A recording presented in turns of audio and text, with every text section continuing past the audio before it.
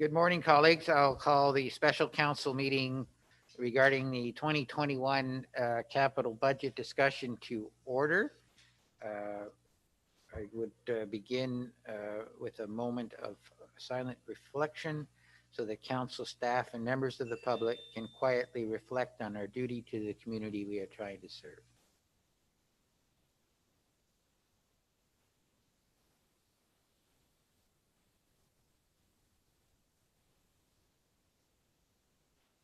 Thank you, colleagues. Members of the public, staff, presenters, and members of council, please be advised that the meetings are broadcast and recorded and made available on the internet. Is there any declaration of pecuniary interest? None noted. There are no minutes. There are no deputations. Did anybody register for a question? No questions.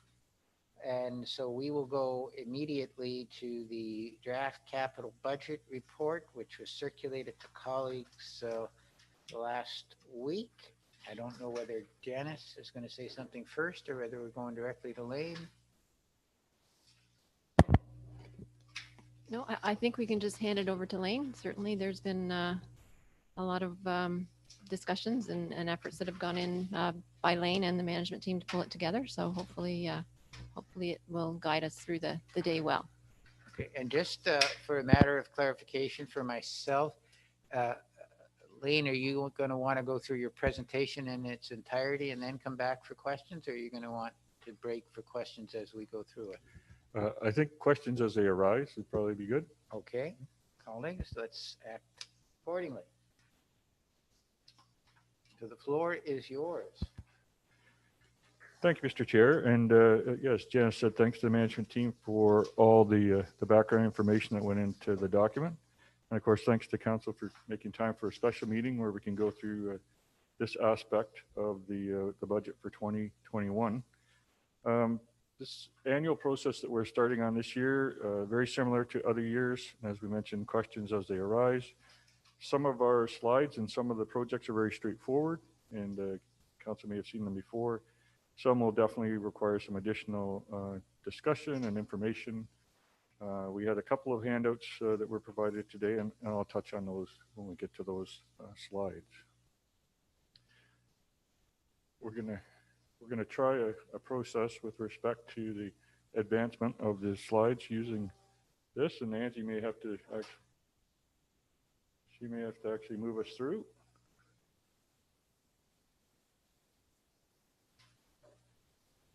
Just to ensure that we have the feed going for the live feed as well.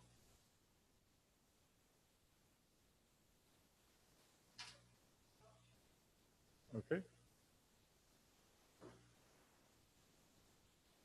First slide that we will be bringing up here is just a reminder of our annual process. It's council's seen these slides before,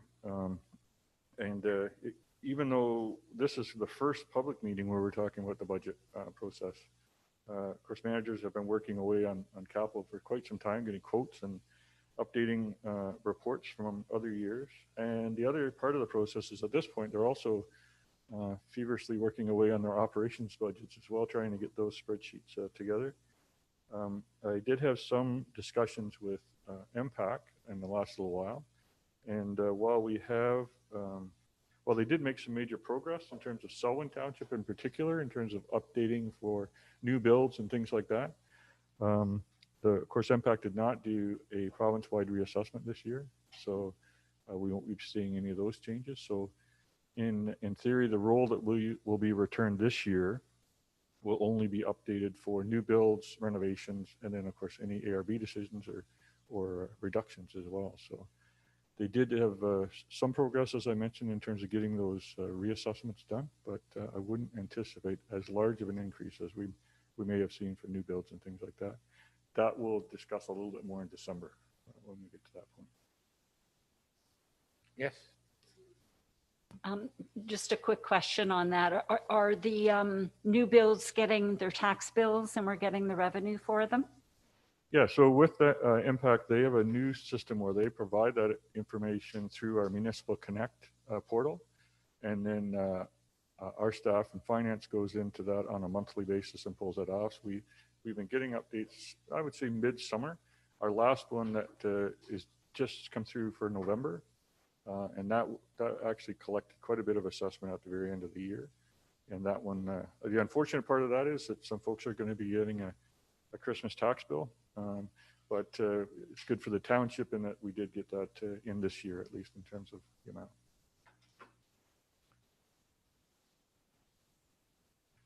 Okay, so that was a little bit about the budget cycle generally. So there we are, the second spot here, capital and studies presentation, and that's for today.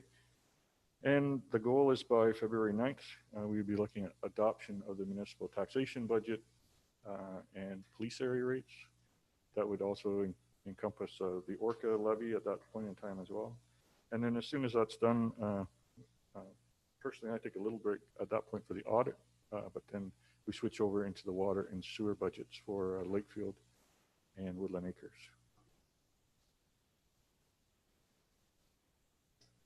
Okay, so on to the capital budget presentation. Council's package includes a summary worksheet, which in many ways I'll be using today. Presentation will walk us through the binder.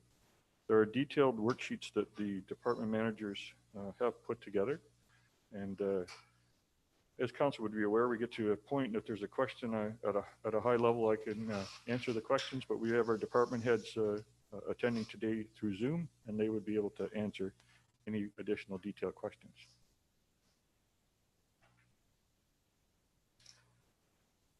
Okay, so just before we get to looking at 2021, I just wanted to set some context with respect to the capital program 2020 and to give a bit of an update there. So as I mentioned, council will have seen some of these projects in the past and discussed quite a few of them.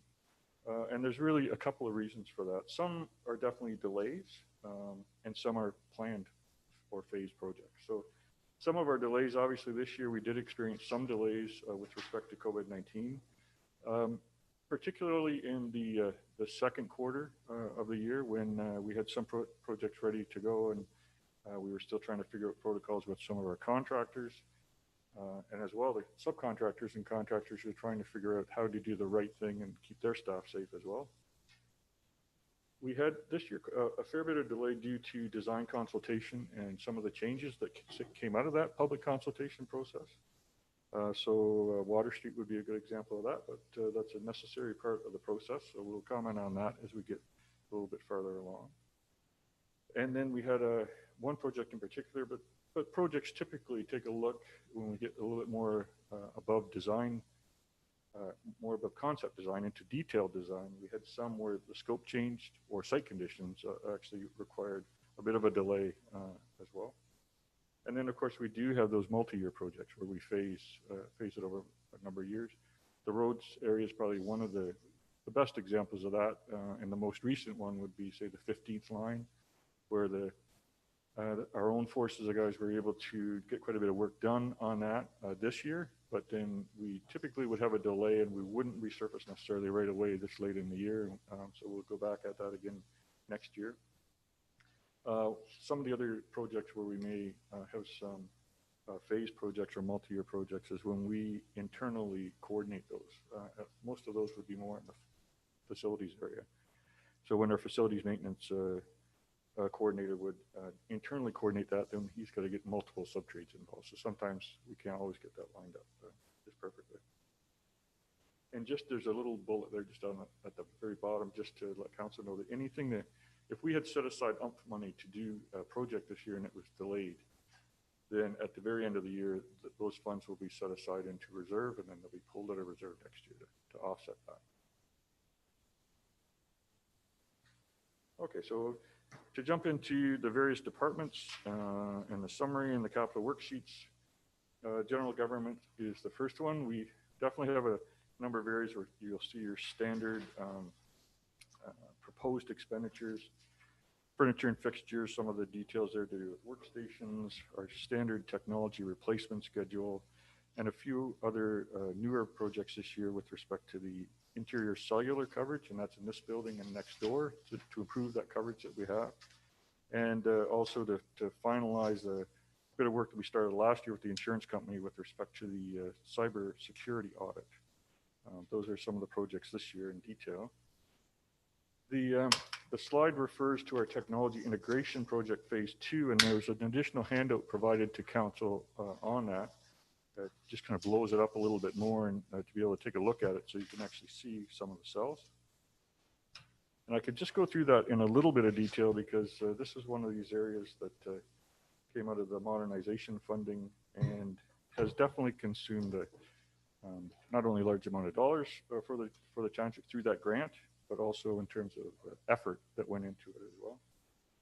So when we look at that, one of the primary goals when we switched over financial services software and started to look at some of these other packages was with respect to customer service and efficiency. And so the internet, obviously access to the information through the internet, through a portal was a key part of that. And we're now in the process of launching what's called virtual town hall. So that's just rolling out now. We had all the other modules put together first. The large box in the center of that, which is kind of all grayed out, that whole section there is our new financial services module. So all of those components are fully integrated into the general ledger. And by what I mean by fully integrated is essentially when one of the staff inputs all the accounts payables that are going to be paid on a check run, and whether it's through check or electronic funds payment. At the very end of the process, you have a journal that you're balancing to. When you push the button, that's all automatically uploaded to the general ledger. Fairly standard stuff, but a key part of financial services in terms of ensuring efficiency in the process. So some of the areas where we saw some improvements there, animal licensing for sure, payroll, which before was a separate process, it wasn't involved. And just given the complexity of payroll, there was always a lot of additional journal entries to do. So that whole section in there is now fully implemented, and virtual town hall will be implemented by the end of this month. Access for employees to come through a portal and receive their pay stub, for instance, just to quickly pull it up online, take a look at that pay stub and then move on. Most of us get the pay stub, we do a quick check, make sure everything's accurate, and then it goes in the recycling, right? So a lot of waste involved in that process at both ends of the spectrum. So with the new process, we're hoping that folks won't need any paper copies. They can go online and take a quick look. All of those modules will be fully implemented by the end of the month. The multi-year budgeting is the next step that we'll take a look at. Anything along the outside, on the left-hand side, we've organized this so that these are the ones that primarily relate to the service delivery review that council just received earlier this week. So fire department, landfill, and Parks and Rec all had suggestions there that we could do better with respect to software and implementation of that software. Parks and Recreation, we do have a module right now. We've worked on it. It isn't anywhere near fully integrated. We're trying to get it to a point where we can at least export data from that module and import it to the new schedule. But I think based on the Monteith Brown recommendations, we'll probably have to look a little bit farther afield for that. There isn't one all-encompassing municipal financial services software that does all of these things. Not everybody has a financial package that includes booking. Not everybody has a landfill site. Some fire departments are a little bit more advanced and some aren't nearly as advanced as we are, right? So there isn't one package. So we'll continue to look at that and continue to see the level of integration that we can get to. Along the right-hand side, we are implementing asset management with respect to a GIS-based system and tracking that data. We're getting to a point where we're going to be able to link that to the general ledger in the future as well. Building and planning, of course, is one of council's recent decisions there. That is going to be a bit of a challenge to integrate, but we are working with the software provider to do that right now. We provide information to the county GIS system from our new GIS system and vice versa. MPAC, of course, feeds into our tax system. Public Works has a number of technology areas, one with respect to mesh, where it's a brand name of software, where they track incidents. They also have access on some of their equipment as well to different software packages. So we'll take a look at that. And finally, the records retention system on the bottom, that's Laserfish, and that's an investment the council made a number of years ago, and we're continuing to maximize that investment on an annual basis. Wayne, could I just spend a minute to just make sure that I kind of get my mind around this, because I find it challenging at times to just understand it. So if I go back and look at the capital budget from last year, what we did a year ago to approve in 2020, we had set aside primarily from the Modernization Fund about $350,000 roughly. We broke it down. 250 for the technology financial software. We had 41,000 for our website. We had technology replacement, 41, and 17 for our asset management system. So we put aside about $350,000 last year.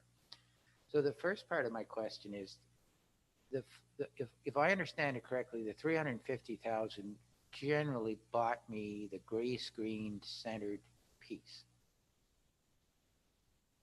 on your chart here, right? So you've gray screened in the center of your chart here. Yeah, so That's what cost $350,000 to do.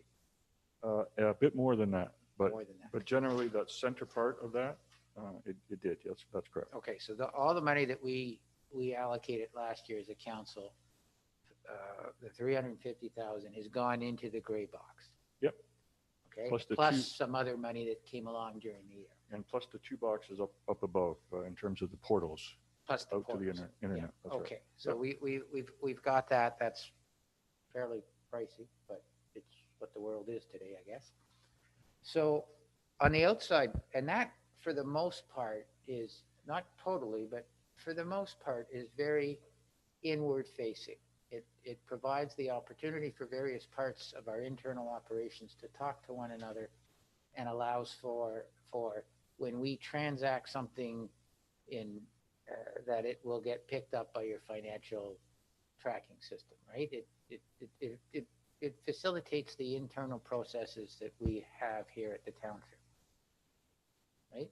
In the big square box, that's correct. Yeah. Okay.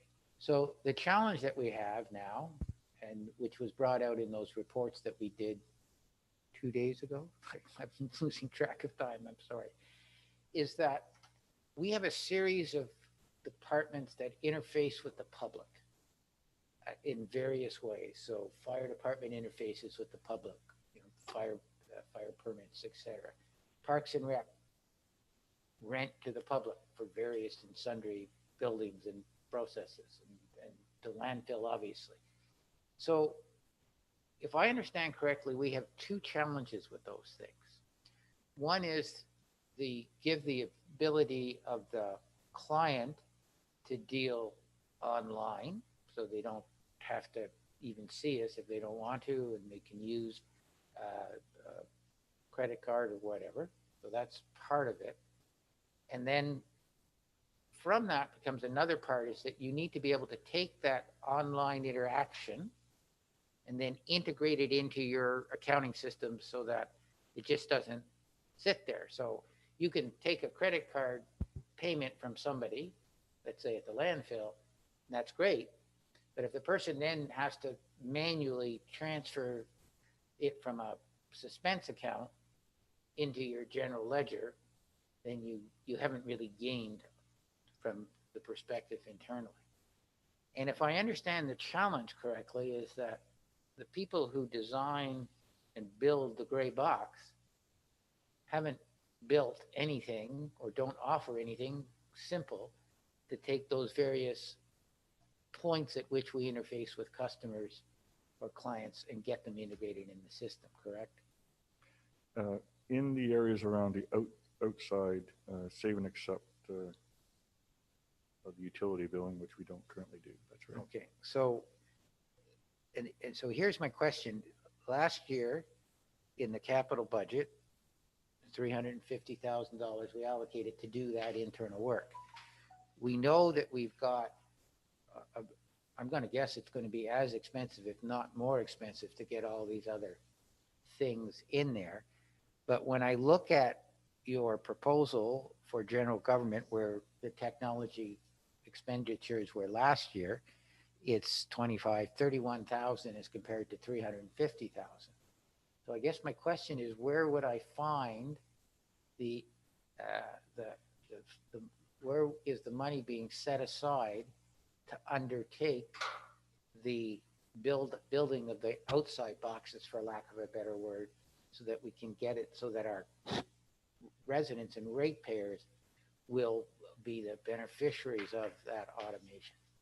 Okay. I'll see. That's a large question, but I'll see if I can start with what has been accomplished to date. So definitely, as I mentioned, virtual town hall is being implemented this month. So by the end of this month, but really into 2021, when we start generating, for instance, tax bills, that would be one good example. We'll have the ability to be able to e-send a tax bill to a ratepayer. So we wouldn't have to mail a tax bill out to a ratepayer if they sign up for virtual town hall and have their account. We could e-send that or have it available through virtual town hall. So they'd be able to go on virtual town hall and see that there is a tax bill on their account. They would be able to pay it either with respect to a tax bill, they'd be able to pay it through a debit transaction online.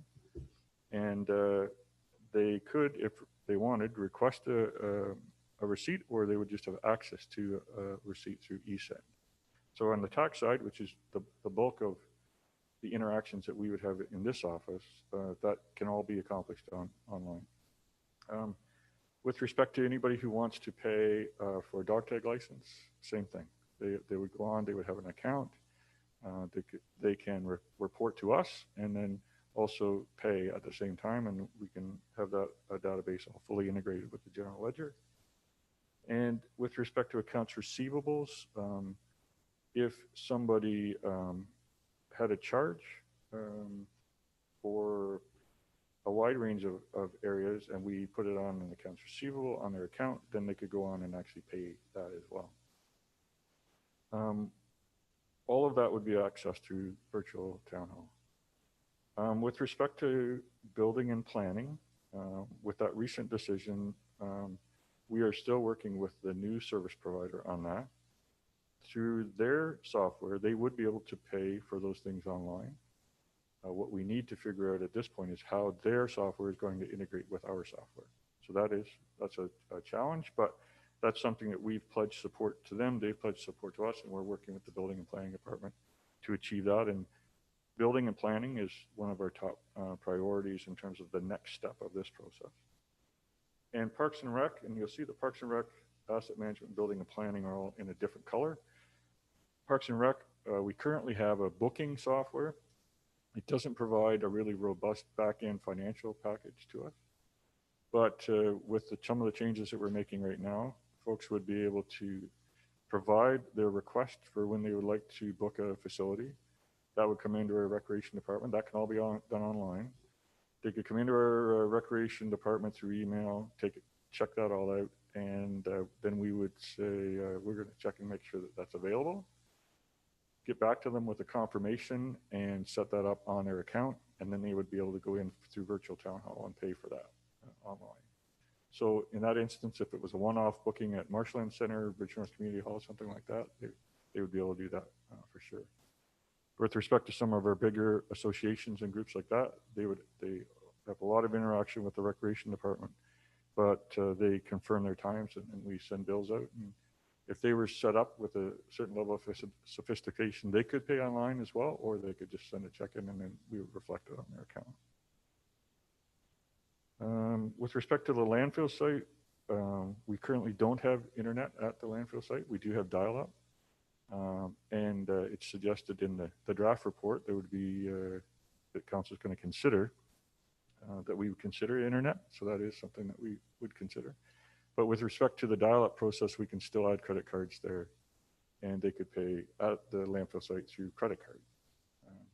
Definitely some challenges getting that data back to us. Not as much of a challenge, but definitely some of that information, if we had internet access, would be a lot better for sure. But folks would have the ability to pay by credit card there, and that's really just a machine change at the site. I will say that I don't personally agree with the dollar value that was proposed in the consultant's report. I think it is going to cost the municipality more dollars than that, but I do think that there will be other savings that would come along. But on that point, because that's where I appreciate, because you're providing a very thorough explanation. I guess, and I probably didn't say it as succinctly as I should have. I don't see where we're budgeting in 2021 to get to the next steps of the automation technology portion. So last year I could see you put 350,000 in the budget and you spent 350,000, and I can see what my product is, what I got for it. We all have come to realize, at least myself, I'll speak for myself, how much more there is to do. Right? I sort of envisioned what we outlined last year was going to actually do more. I'm not being critical. It's just, it's a much bigger chunk than what I had realized. And so I accept the fact there's a whole bunch more to do. I'm just trying to find where we've budgeted the money to do that, because I don't see it in general government. I can't seem to find it in the various departments. So I don't see where we've budgeted to get to do the next steps for the technology. That's Yeah. where what I'm trying to get my mind around. Okay, so I'll stop then any further discussion on our implementation plan and deal with that specifically. So with respect to the building and planning, that with the approach that's being taken now, that's an operations expense. So there won't be any additional capital dollars that are being spent on that, because that's now a subscribed service. So we pay for that now on a monthly basis. So there won't be any further expense there. With respect to outlay of dollars to a firm or anything like that, unless there's some type of implementation of past historical data that needs to come in. But that's just a payment on a monthly basis moving ahead. And of course, internally, there will be staff time that's required to do that. With respect to landfill, there's not a lot of options with respect to the landfill site in terms of software. We don't need to worry about things like online payments with the landfill site, because people need to come across the scale and pay. Right? So I think I've provided some assurance to council that in the future, they would be able to pay by credit card. They can pay by debit. Of course, cash as well. We're trying to minimize the account setup over there, but they would be able to do that as well. Parks and Rec, there is an online process there. I really don't know where we're going with Parks and Rec, and that's why I can't include any dollars. And really, with respect to the fire and Parks and Rec, we don't have direction from council to do anything on that, right? At this point, we've received the report. Operationally, there are some things that we would just move ahead and do, but I think based on the direction from council last time, we're coming back with additional reports and trying to get some direction on where we're going to go with those things. So. I get that, but what my concern is, if you come back in February or March and say, yeah, this is what we want to do with Parks and Rec, and council says, yeah, it's a good idea. We haven't set any money aside for it, because you'll also be coming back and now you're going to have to increase your budget because we didn't put any money in for it. That's my concern. I get that we don't know the specific solutions, but it's not an unusual thing, Lane, where we would say, okay, we're going to put 200,000 aside for upgrades of technology. Council is yet to decide exactly how we want to spend that. The approach you're taking, and I'm not saying it's not valid, it's reasonable to say, well, I don't know enough about what it's going to be like, and therefore, why don't we just figure out what we're going to do later, and then you'll have to increase the budget if you make the decision that that's what you want to do. That's an approach too. I don't want to speak for my colleagues. My own personal view would be to put some money aside, knowing that we're least likely to be going forward with some of this stuff.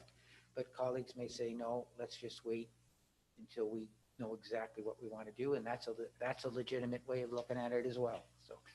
Yeah, so I guess with respect to that, council would be aware. We do have modernization funds which are still available, and that would be something that we would be reporting back on as part of our December the 8th budget presentation.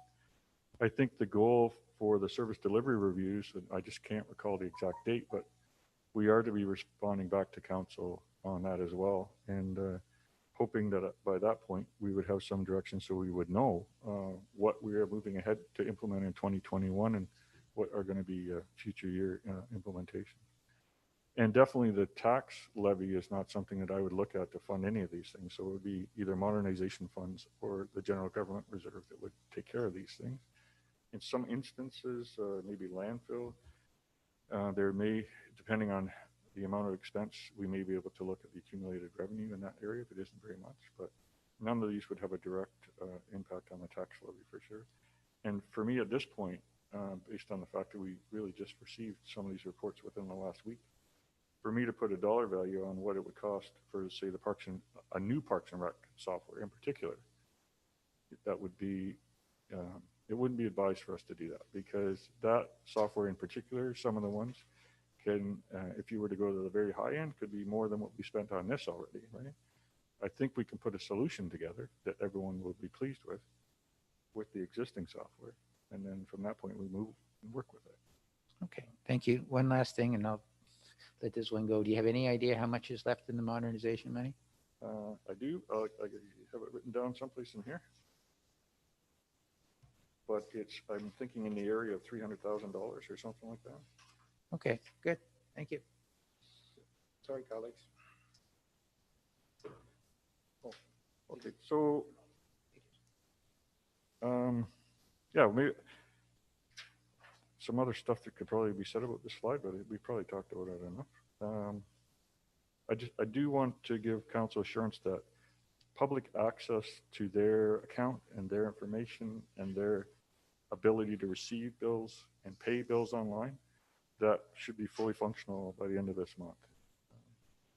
In some of these other areas, we definitely have internal challenges in terms of how we're going to get that into our financial services software, but it's not insurmountable for sure.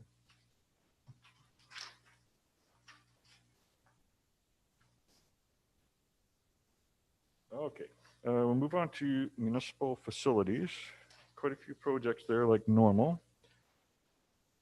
Taking a look at a few of the ones that are on there, the Innismore Dome improvements, council may recall there, that was to do with some site conditions there, soil conditions, and the ability for us to improve salt management. That got delayed this year, and so that's back again, essentially the same project as last year. One of the other projects there, the Innismore Seniors, that project is wrapping up. We were able to get the roof completed this year and some shingle work completed on the mansard roof. The very last step of that process, there is a bit of HVAC there just to improve the air conditioning for the group. And the picture that's there to the right, the back of that facility still needs to have the vinyl removed, and we would tie in steel with the rest of the building as well. So that's one of those projects that really has been going on in components a long time. There was a bit of a delay on that one last year because we're trying to get some additional outside funding, and then some of it materialized, some of it didn't. But by the end of this year, we should have that project wrapped up.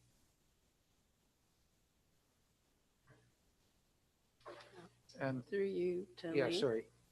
So, like you said, this has been going on for several years, and I was just wondering, could this be a priority so we could finish this year for sure? Yeah, Rather than like ahead of the Scout building and et cetera, because this has been an issue for many years, this building. Yeah, for sure. So with respect to this, this is one of these ones where we're internally coordinating, but we're relying on sub-trades, right? So the I'm very pleased that the roof, which was two different contractors, actually, we had ICI involved in the first one and then Feeney in the second one. They were able to get that done this year, but we've been on their list essentially since 2019.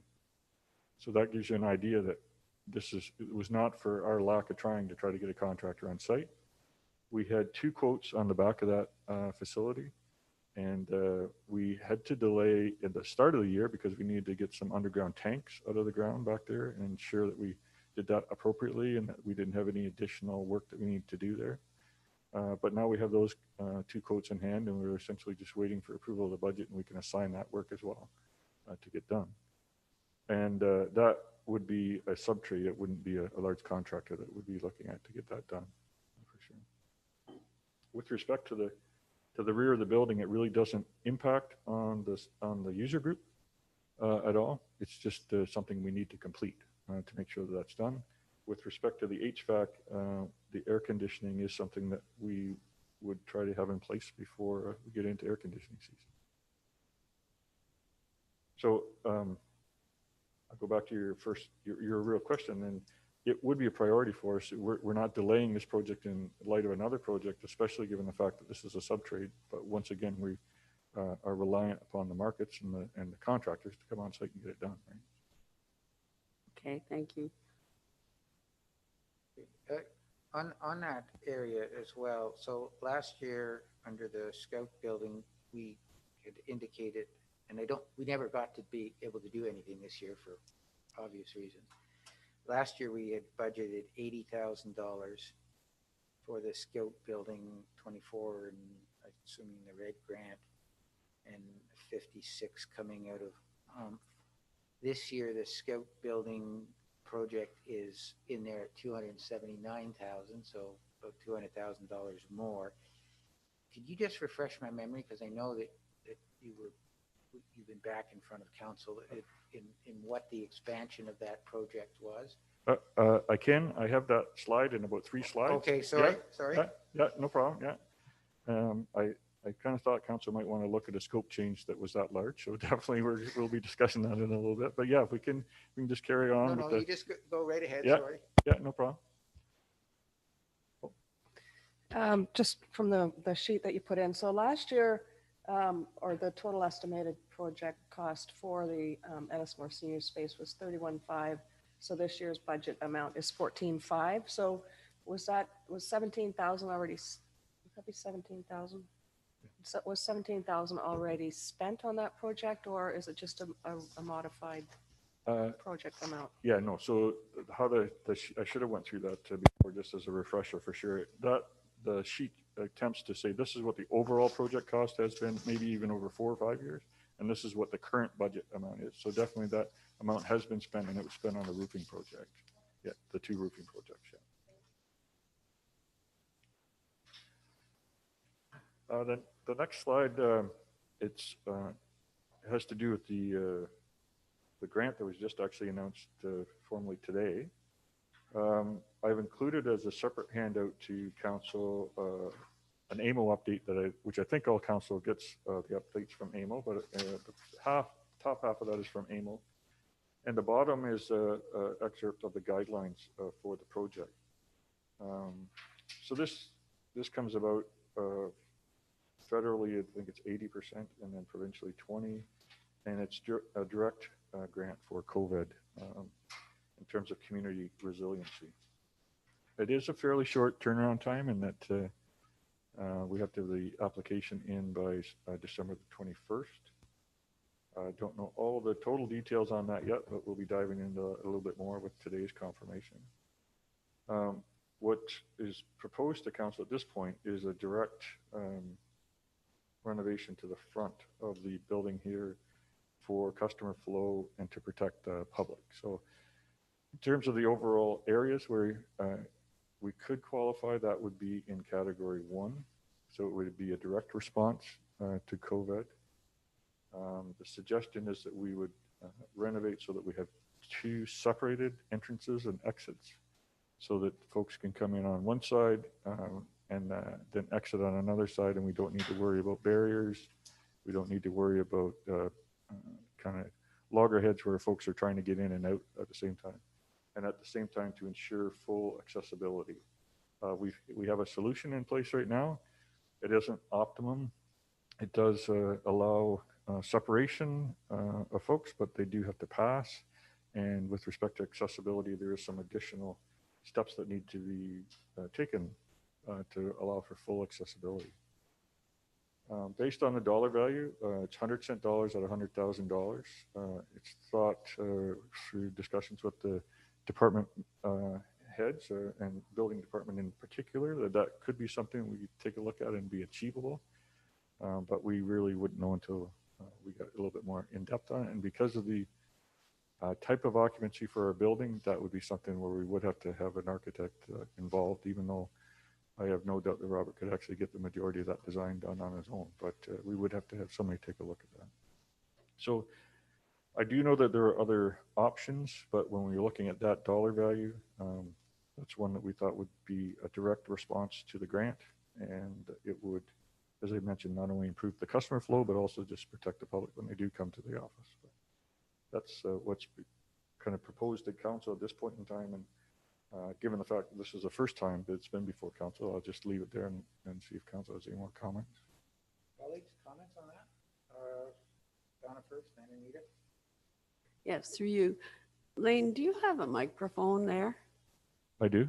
Oh, because it doesn't seem to be coming through. Like I'm struggling a little bit to hear you. Oh, okay. Yep. I can speak just closer to it and Yeah, try to that's speak better. more clearly. Yeah. And I was just concerned that they might not be able to hear you online. You said there could potentially be other options for that if we get the $100,000 grant. What would the other options be that staff is considering?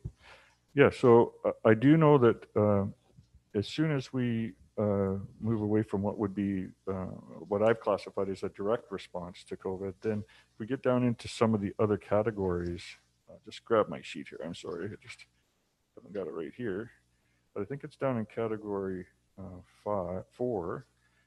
There is the response to COVID from a community health perspective, and so that would be with respect to trails and things like that, right? So trail improvements and that, so that folks can get outside and actually exercise and be able to respond in that way. Our large project that we're considering, that would help with that, but it wouldn't allow us to move ahead with that project. It's in the hundreds of thousands of dollars. But having said that, sorry, it's category 3, active transportation. But having said that, there could be other possibilities of other trails or multi-use trails that we could improve or extend. So that is something else that I know I've chatted about with our manager of recreation services as well. The project has to be completed by the end of 2021, correct? That's correct. That is one of the other provisos. So there's a lot of different sections in there in terms of how it would be, what could you do. It needs to be, I believe, started by next September, but completed by the end of the year. So a lot of those different factors you have to take into account. Well, it sounds like you have picked the best one then, because people can still use trails. And we do have quite a few, so. Yeah, and it is seen, I guess, I know from my perspective, and I think from the management team's perspective, it's as a category 1, it's a retrofit, and I think they recognized that some buildings just weren't set up. I know that never would have crossed my mind when I looked at our original design for this building, to think that we would want to have a separate exit and entrance, and so I've looked personally at the roof line. I've chatted about it with Rob, and so I don't think we get into a heck of a lot on the roof. Foundation, we definitely have to have some regard for that. The wall that we're actually talking about, where there'd be an exit, is a glass partition wall right now. So I think that could be achievable, but that's just, like I say, it's early days really for us right there. Anita, did you have a comment on that? Yeah, so from an infrastructure perspective, are you sort of envisioning adding to the front of the building and maybe changing the layout a little bit, or is it just basically using the existing space and kind of jigging things around? Yeah, so I guess if you think of the front where you come in that front door, rather than coming in at the side, you would come in to the front, and then where the door currently is now, there's a concrete apron. That would essentially be the footprint of your exit. So you would add onto that concrete apron to have an exit, but really everything would be retained within that roof line. You're looking at an addition maybe 15 by 15, and then on that side of the structure. So if you look at the picture there, where the shaded window is to the right, that's in the lobby area. That's where the exit door would go out, but it would have to go out into a foyer, and then you go out through another door, right? That door would be moved around to the front of the building. because that door would essentially not be there anymore. It would be a solid wall or a glass wall at that point in time, right?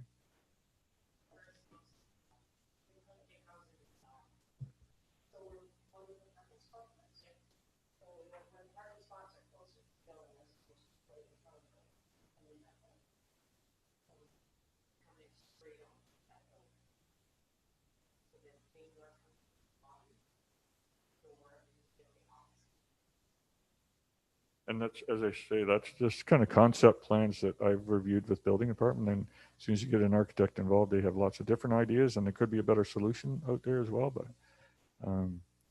I think that the general input into that would be, we'd like to see a barrier between exit and entrance and keep it as open as possible. That's correct. Jerry? Thank you. Through you. How many people a day do we have come in the building? Yeah, that's a good question, Jerry. Obviously now things have changed quite a bit. Before, for sure. pre-COVID. Yeah. If you averaged out a week. Well, I guess, yeah, so it's a little bit on it. It depends on if it's a week in March or if it's a week in October, right? Okay. March or October. Yeah. Which So one? so March, it's heavy, right? We'd have people in the old days, we'd have people lined up in the Yeah. lobby. But Now, the old days, that's 2018 or no, 1970? sorry, pre-COVID days. Okay. In March, that's, I would say, one of our heavier due dates for taxes and things like that. And they're just lined up all day long. Okay. So on a normal day, 50, would that be a fair number? 50 people. So now with the online technology portion, Yeah. people can pay online. Yeah. Would that not reduce the numbers? Well, The yeah, people who need to come in?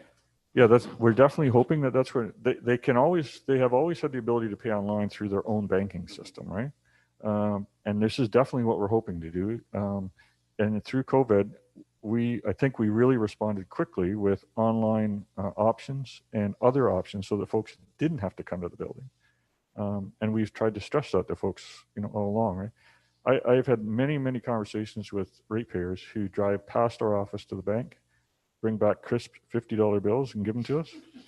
We count them, we do the deposit, and then we turn around and take them right back, right? And it's not efficient, and why would they be doing that, right? It's not great for greenhouse gas emissions, all a myriad of things, right? But folks do it, right? I would suggest that's probably an over 60 population that's probably doing. Well, that. and we have a fair amount of those in our, Yeah, in our and township. I for understand sure. that. So, Yeah. but as that population passes, and the younger ones come up. So, you said the word quickly, how we reacted quickly to COVID. Is this a knee jerk, for lack of a better term? We need to separate these people coming in due to COVID. Now, what are we thinking long term? Once everybody's vaccinated, do we really need an in and out? Right. Yeah, no, I guess that's my question, is trying to justify it. Everybody's in COVID mode, and I get that, and I understand that, and I respect that. But going forward, is it a worthwhile project for something that might not be as deadly or may never happen again for another 100 years? Yes, Janice. Yeah, for sure. And I think we can take that view, and I understand that. I guess you would have to ask yourself, okay, what's the next one, right? So we are going to get through this. It's going to take some time before everybody's vaccinated. It's not going to be an overnight process. But I think this whole situation has to make you think this isn't going to be the only time this is going to happen. It's going to continue to happen. So if we have this funding and we can make the investment this time, then we're better prepared for the next time this happens. I hope it doesn't, but I think realistically, we're better off to be prepared for it. And that way we are set up to properly accommodate people and make sure that we can do it safely in the future. And if I could, Andy? Yes, go ahead. So, yeah, like I say, I'm not trying to belittle the project. Yeah. I'm just trying to think about this going forward, because we have to sell this too, and is it our most worthwhile project for 100K? No, That's and sort of what I'm in- trying to get my head around. Yeah, no, I appreciate that. And I guess the other is that our group that puts together the grant applications, there's various funding streams, right? So this one is very clearly COVID resiliency and how we're prepared. And when they outline category 1 and category 2 are our response to that, and it's retrofits, repairs, those types of things. That's why we put this one forward, recognizing full well that category 3 is active transportation as another option, right? But Jerry, did you want to? So what do staff need in terms of getting council direction? Obviously, you've got to submit the application within by the 21st of December. So and if I understand correctly, you need a council resolution as part of that application. that's correct, yeah. So is your plan to come back? I think we have a meeting on the 8th or 9th of December, somewhere in that, with a concrete suggestion. So, but I think what you're looking for is council's perspective at this time, or are you just going to come ahead and make a formal report on the 8th or 9th? Well, no, if council is generally in favor of this, then yeah, a resolution today to allow us to proceed in some way to prepare the, I don't know if we'd wait till the 8th. I don't know if we could ever get it turned around as quickly as the next council meeting, but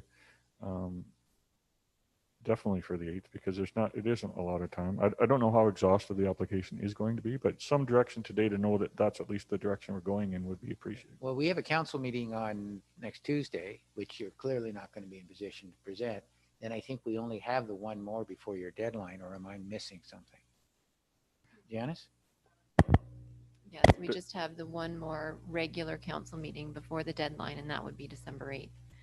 As you mentioned. So I think if council is supportive of this project, and the resolution today is great. If there's more information specifically that you want from us in order to feel comfortable directing that this would be our project, then I think we need to know what that information is.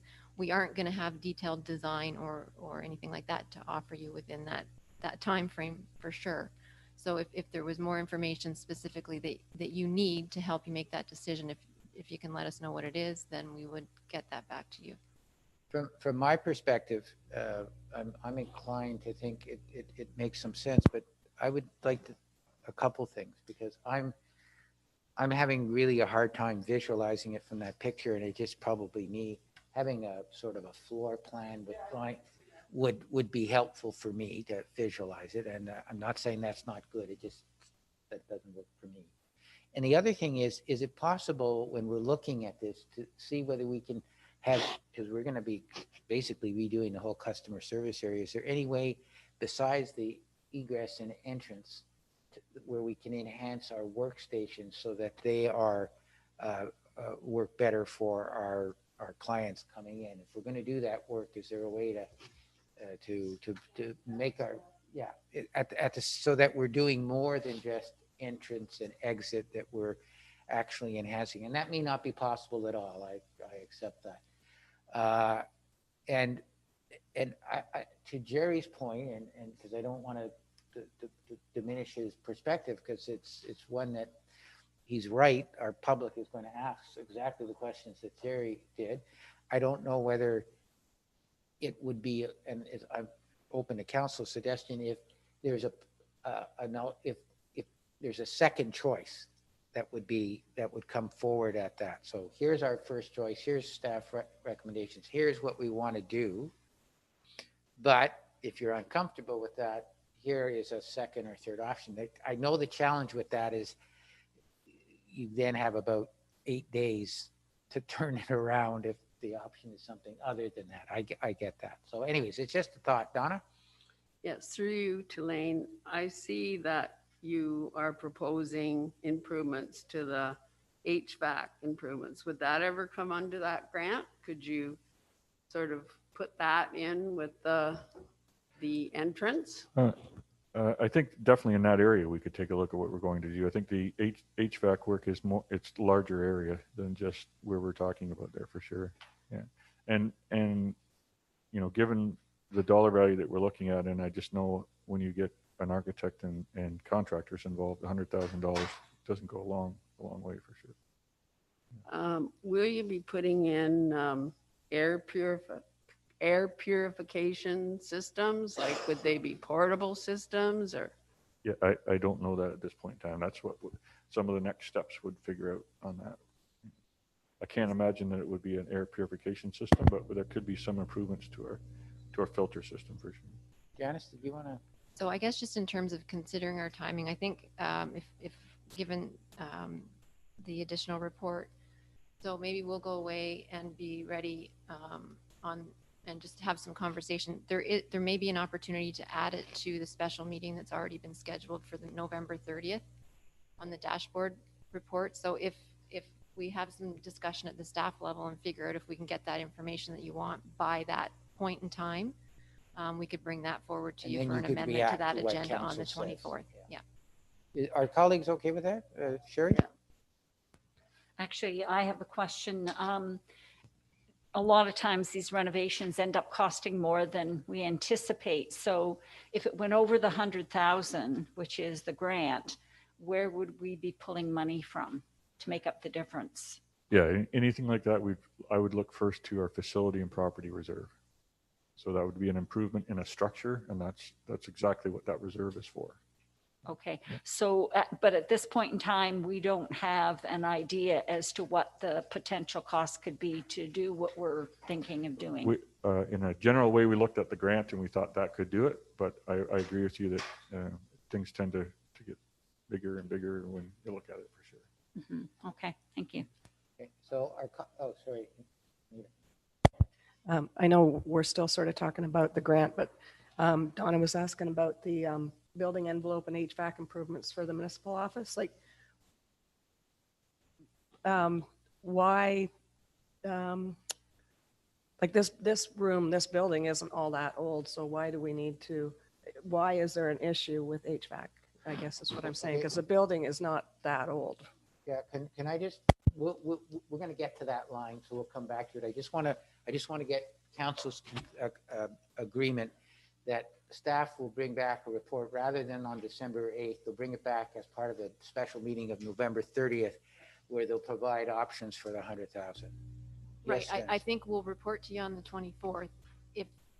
If doing it on the 30th gives us enough time to get the information pulled together. Okay. Okay, but if what you come back on the 24th is we'll do it on the special meeting the 30th. Council is comfortable with that. Am I correct?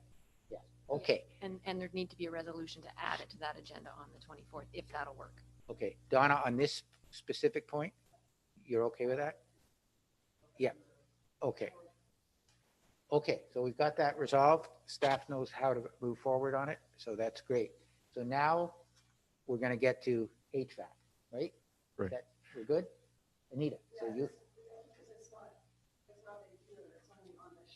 Yeah, but go ahead, ask the question.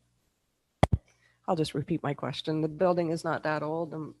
Is there a problem with the HVAC when it was first put in, or it's like why, since the building is fairly new?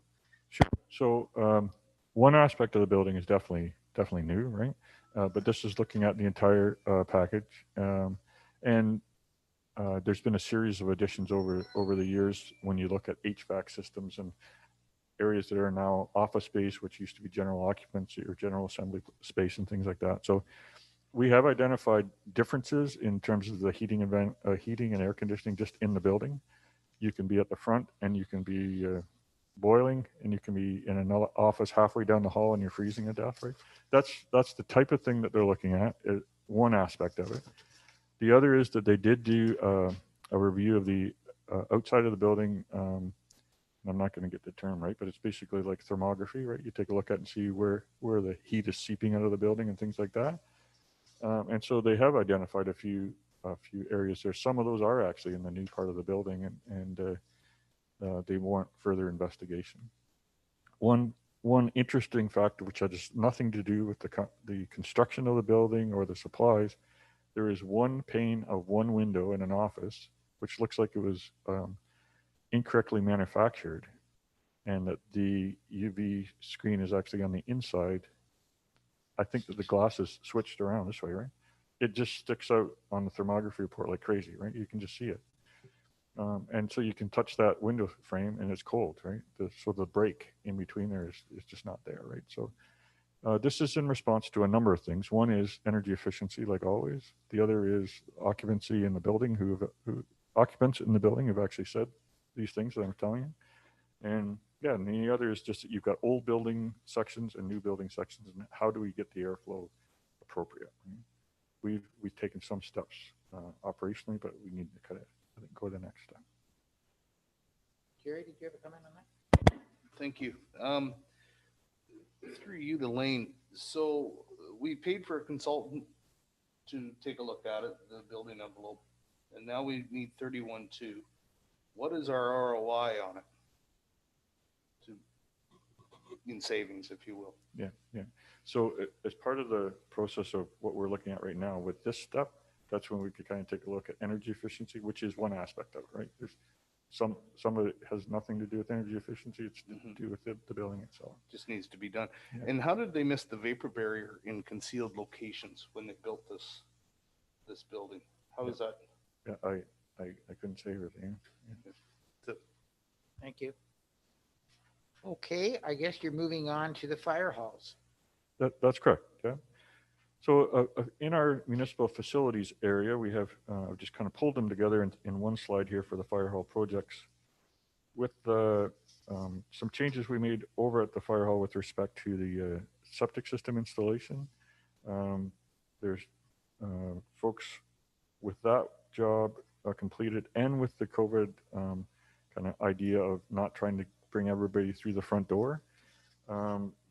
They've looked at that and said rear access sidewalk from the parking lot would make more sense.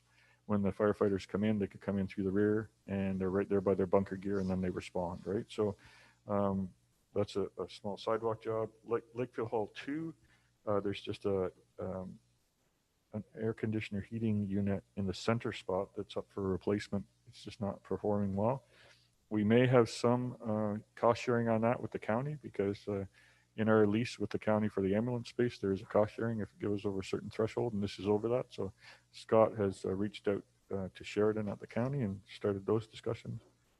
And the Slater's Hall, fire hall, which is used at this point just for storage, there's no response out of that facility, and there's very little ongoing cost. The roof, and that's the picture of the roof that's in there. It's in really rough shape right now, but it's proposed to re-roof that, and then we won't have to worry about it again for 30 or 40 years, and it will keep everything watertight there.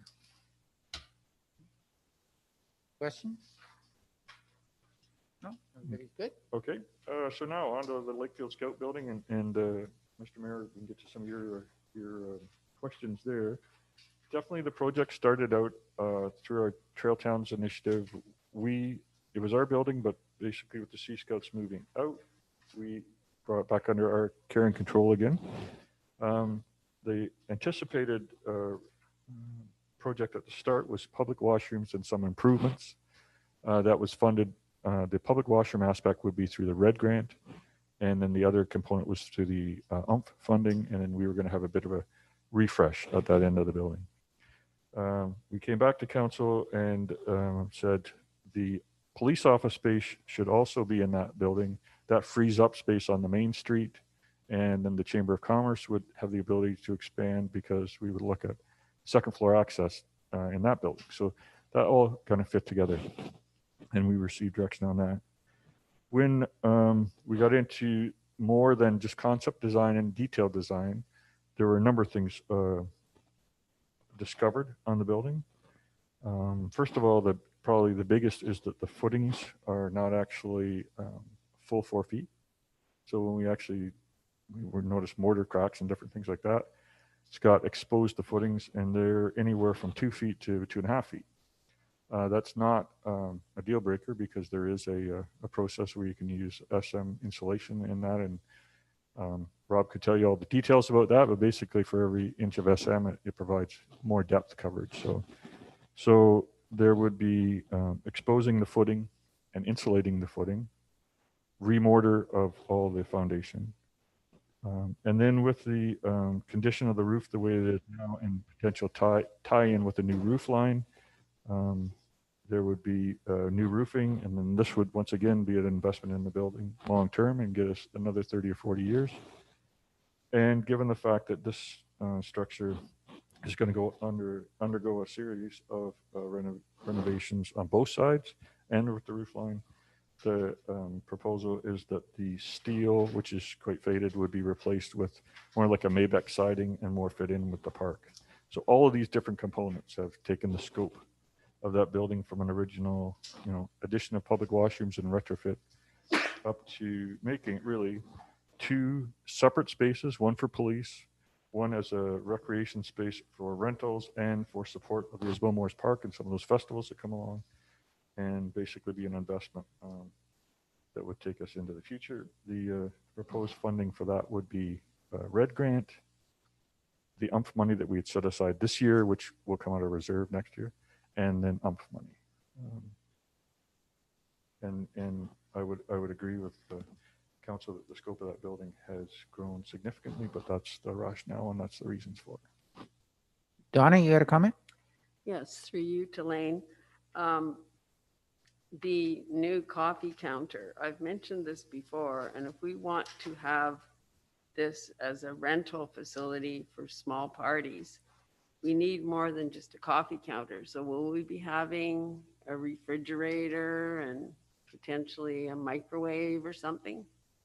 I can't speak to the microwave. I do think there is going to be some type of refrigerator there. I'm not sure the size of it or anything.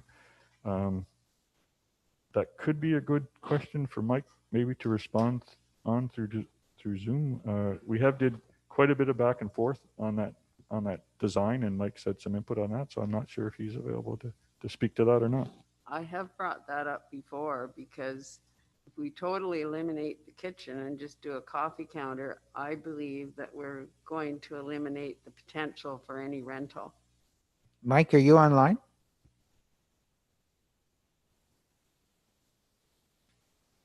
Yes, I am. You answered Donna's question. Are you able to?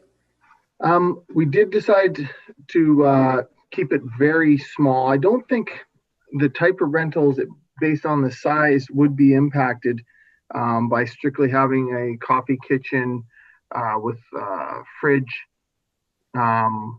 microwave, and counter. We use up so much space if it's a more fulsome kitchen, and there's things like vents, like the stove vents and things like that really take it to a very different level. The types of rentals that we're looking at for meetings, we have a fairly good supply of halls that have kitchens, i.e. Bridge North Hall, Ennismore Auditorium, and Neil's Pinned right beside it. These types of rentals would really be more about meetings and potentially Tai Chi classes, exercise, that aren't really looking for anything more than a place to potentially make a cup of tea or heat up something that they would serve at a meeting when and if we ever get back to that way of life. Okay, Thank you, Mike. so if I understand it correctly, it would be a coffee counter, a small refrigerator, and a microwave?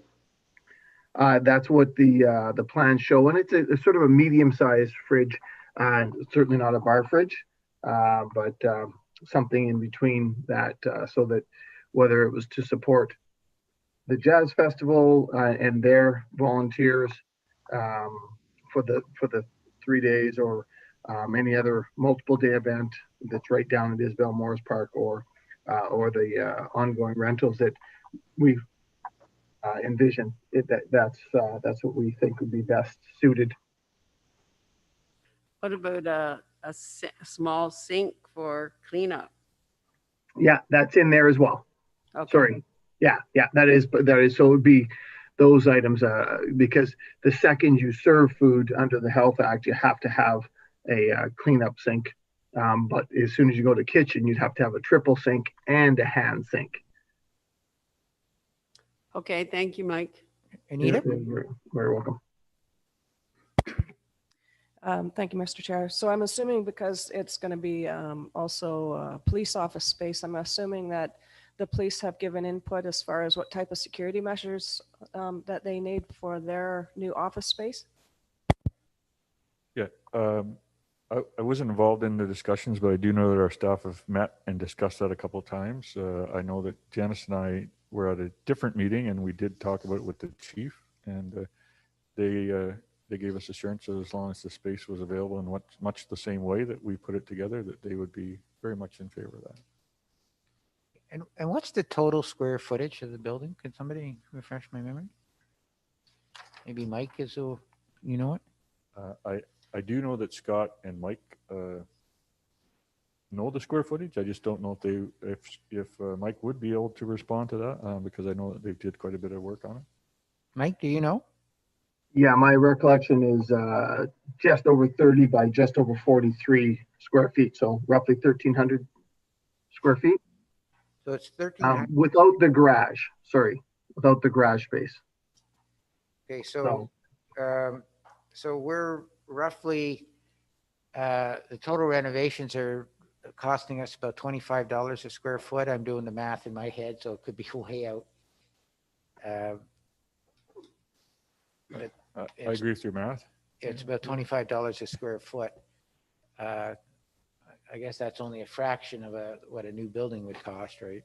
But yeah, I think we are doing quite a bit for that amount, given the fact that we are doing a complete roof replacement, separation down the center of the building for sure, 2 separate sides, and extensive washroom renovations as well. So when you look at all that, a lot is happening for $25, $30 a square foot. Sure. And there is a revenue stream that comes in from the police, right? There will be their share would be paid from the police reserve, and then we would have 2 provincial grants that would go into that. But in terms of once the police occupy that space, are they paying us rent? Included in the police area rate is a rental charge. That's correct. Yeah. Okay, good. Thank you. Any other comments on that, colleagues? Not seeing any, we will move on. Okay, this is just a bit of a catch-all in terms of the municipal facilities. The landfill site, there was a recommendation for some additional monitoring wells. Given the fact that that's part of, I think that's actually noted in the recent report, but I think that's part of the requirements as well, Janice? Yeah, that came from the Ministry of the Environment, Okay. Conservation and Parks. The Surface Water Division reviewed our 2019 annual report for the Smith landfill and recommended that there be some additional wells in that area to monitor the leachate plume movement and exact location, just for future monitoring purposes, for surface water monitoring. So we have included that. We have a placeholder in there for land, which we put in annually. And that's, for instance, if we have a piece of property that we needed to do an appraisal on, if we needed to do just a little bit of survey touch-up work, things like that. And then we do have the chamber building, police services building, which I talked about before in terms of we would restart the design process there for accessibility. And our facilities manager has been able to touch base with the chamber again. There was a bit of a delay with everything going on with COVID, but really it was the square footage issue to do with how much space we would have to use for accessibility to the second floor. But that project would continue. And then with that access, then that opens up other potential grant opportunities for that second floor. Specifically, we were looking at business incubator space and support of local businesses.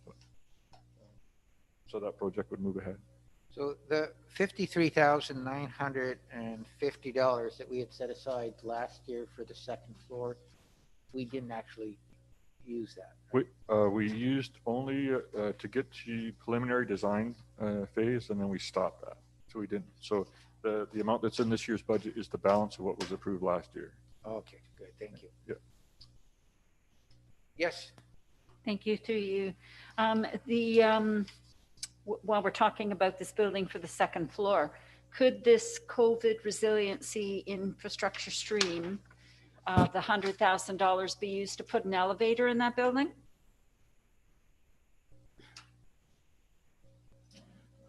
I'd have to just look at some of the requirements of that to see.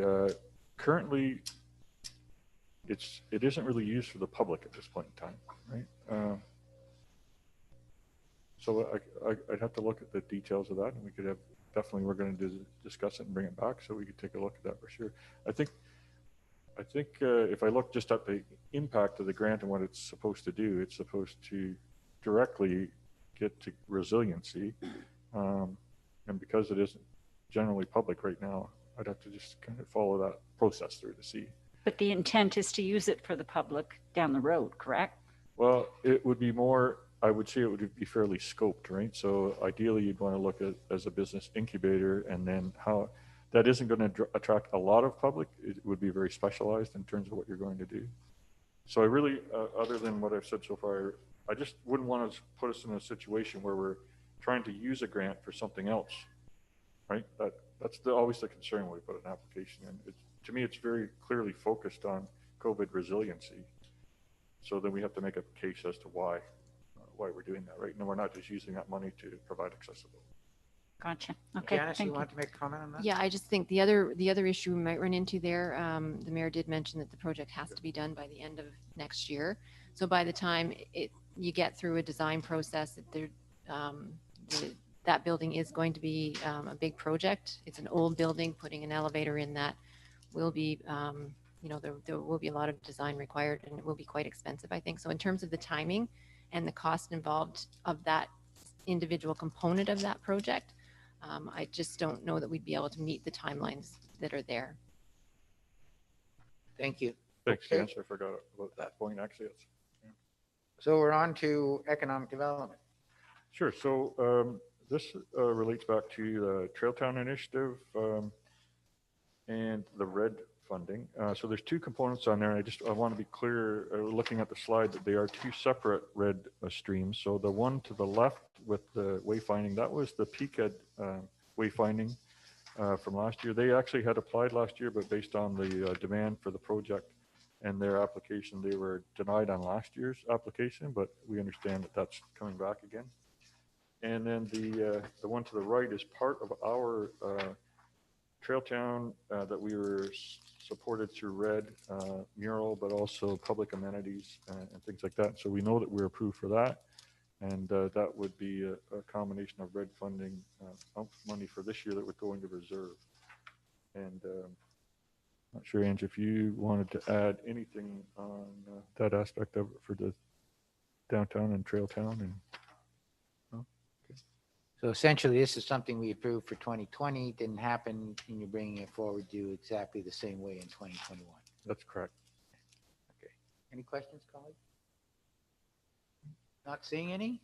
Okay. We are off to the fire service. On to the fire service, no major changes to the schedule that's put forward.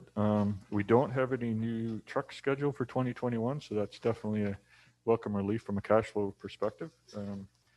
But the change there that we are seeing is in terms of the preferred boat design.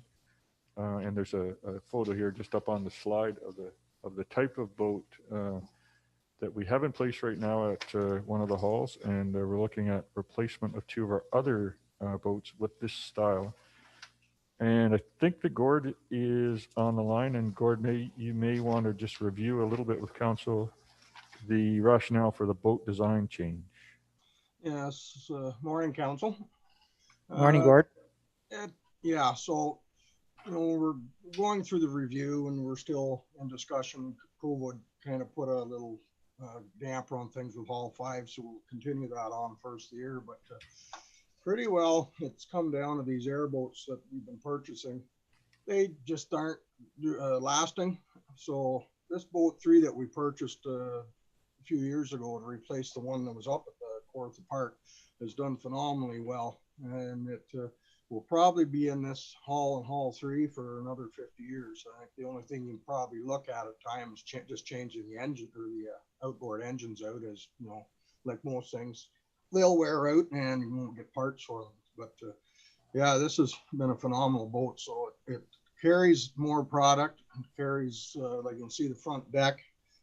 Actually, you put a pump up there if you need to do an island or cottage fire or a boat fire. carries a little more weight than the other ones. Problem with the rubber ones is the delamination of the rubber. Boat and haul too, it has been looked at once now and it's delaminating again. So actually the Zodiacs last a little longer than I thought, but it's almost a daily. Well, somebody's got to go in daily just to make sure there's air still in the unit. So where this thing, you don't put air in it. This boat actually is foam filled along the sides and the front, so it won't sink like boats in the old days. So a little more robust and it'll last a long time. You probably replace the trailer more than you would the boat itself. So I think it's the way to go. Thank you, Gord. Colleagues, questions? No, I think there's agreement on that. Excellent. Okay. Move on to the building equipment. Building equipment, and this is essentially the two vehicles that supports the building and planning department. So we do have a hybrid right now under lease. As council will recall, we were fortunate to receive a Federation of Canadian Municipalities grant through the Green Fund, and we've had it now maybe 4 or 5 months, I think. And so part of the pilot is our climate change coordinator, Anna, is keeping data on maintenance, how much fuel we're burning versus how much electricity. She'll be doing a calculation of the charging center. We have recently opened up some social media with respect to the charging center and allowing folks to experience it as well. Personally, I haven't seen anybody from the public using it, but yeah. So limited use so far that way, but definitely the unit's plugged in every evening or when it returns to the facility here. And Anna will be compiling all that information. I know that she put together a bit of information for Robert, and I just thought Robert might have some insights to be able to provide the council just on how it's being used right now and what we're seeing in the early days of the pilot. So I'm not sure. Yeah. Thanks, Lane. Yes, I guess through you, Mr. Chair. Yes, as Lane noted, we're 4 months into the 12-month pilot. Our goal is to evaluate its performance before the lease expires in July of 2021. And the idea being that if we can establish that it's performing well in terms of what we anticipate being a reduction in our greenhouse gas emissions and a reduction in our fuel costs, then in addition to that, of course, that it performs adequately in terms of the kind of roads that we get into over the winter, then we'll consider buying the lease out, which is about $28,000, and carry on with using it for the next 5 years or so. If it doesn't perform well, then the idea would be that we would give up on it, of course, and just not purchase it, give it back to Mitsubishi, and then go on to purchase something different, and that would be in the order of $35,000, I believe. So to date, it's essentially the way it operates is you use the battery in the summertime for about 40 to 45 kilometers before you need to start relying on fuel. In the winter, we're finding that obviously the colder it gets, the less efficient the battery is. And you're also using the battery to heat the space as well. So we're getting maybe 30 to 35 kilometers. So obviously the efficiency drops a little bit. Now it does have a 4-cylinder engine as opposed to the 8 cylinders running in the half ton. So the combination of the better fuel efficiency of a smaller engine and clearly not using fuel for a portion of the day, I'm sure we'll be able to rationalize that we're meeting the objective of reducing our emissions by 20%. But again, we'll do some additional math when we get closer to the end of the 1-year lease.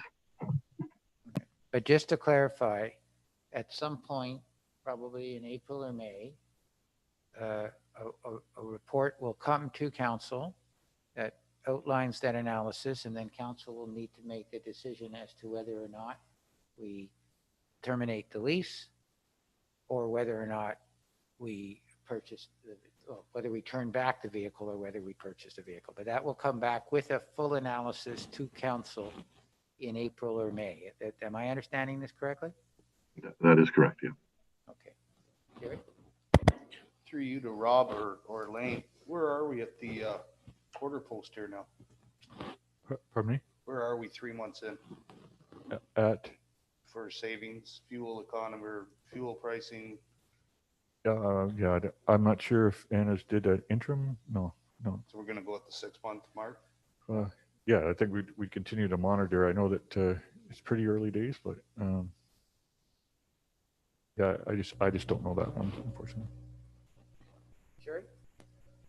Thank you. Through you, who's using the vehicle? Yeah, so currently it's being used in Rob's department. So whoever is at this point, it'd be Paul, I guess, is the primary user of that vehicle. So that would be, I think, morning inspections, I think, like that. So given the COVID restrictions, we try to keep the vehicles separate. So we have one inspector in one and one in the other, but it's typically out and then back and plug in. I think I'm right on that, Rob. That's right. Okay, yes, Donna? Yes, through you. Angie indicated that one other person used the charging station. Now, do we charge for that? Is there a fee?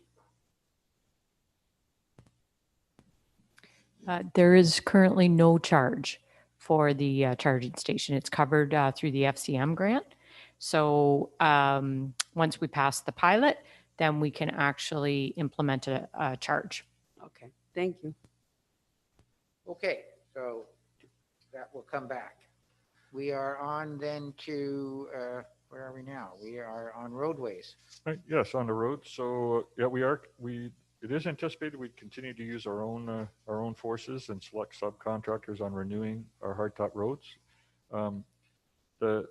Rick and the crew are spending a bit more time on prepping the road and ensuring that shoulder work's done, and then we're actually having maybe a little bit better success on the actual application itself. I should just comment with respect to using our own forces. The Queen Street sidewalk is included in the budget in 2021, but we've actually made, and I say we, of course, I haven't been out there in the cold doing anything, but the Public Works Department has installed quite a bit of that sidewalk, the groundwork for it already. So retaining walls and rock and excavations and different things like that. So if the good weather holds, then they do have a pour date for the concrete for next week. And then we would only have a little bit of cleanup that would be required in the spring. So there is the potential that project may drop off the 2021 plan and actually be done this year. That's one of those continuation projects.